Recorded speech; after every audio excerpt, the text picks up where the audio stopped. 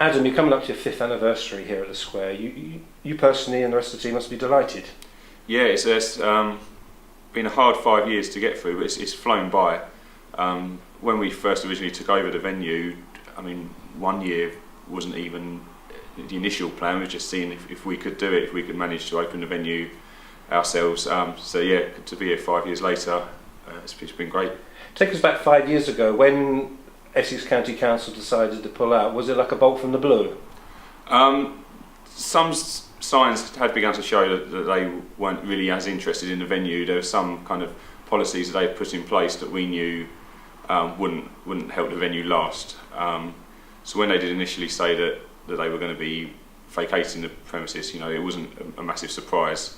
But we just knew that we needed the place here. So a few of us got together and tried to see what kind of plan we could come up with and how we thought we could keep it open. But it must have been you must have been very serious. It's not like a youth club, let's have the show right here. You must have been thinking, this has to be serious, has to be done properly. So did it take a lot of organisation to get things going? It did initially, yes.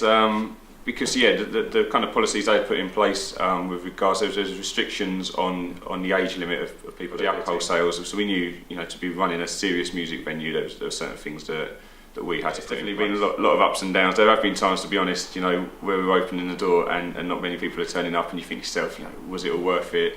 Do people really want it? And then the total opposite, you know, packed out nights, and it's those nights when you can stand there and you've got a great band on stage and you see the atmosphere of the audience and they're really enjoying it. You think that's it. That's what we're doing it for.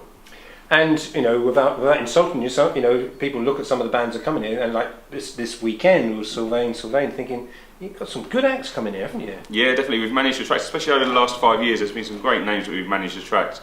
One of the ones early on that I wanted to secure, which took a year or so of negotiations and to finally convince them, was the Damned, who ended up doing a show here as a warm up for a tour that they were about to head out on. But yeah, we've had some really big names come up.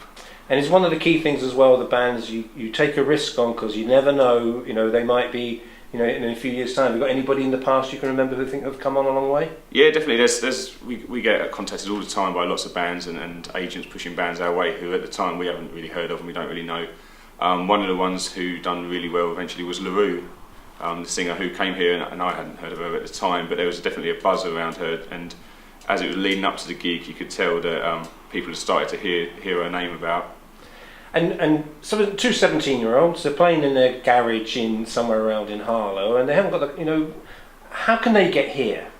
Well, we're doing a new bands night every Thursday, so it's an opportunity for younger bands and bands who haven't played at the venue before to showcase them. So it's a very easy process really for bands like that to contact us. You know, if they've got a recording, it helps, but if they haven't, John needs to tell us what they're about, and there's opportunities definitely for younger bands and new bands to play here.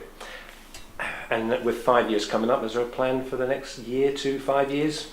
Well, we're in talks at the moment, basically with the landlord of the building. The news at the moment is that the lease we're looking at would be a 10-year lease. It's not 100% signed yet, but that's what we're looking at, and if we do go for that, which is looking likely, then we can definitely start to look at some more solid plans about how we can keep the business moving forward. Adam, thank you very much. Thank you.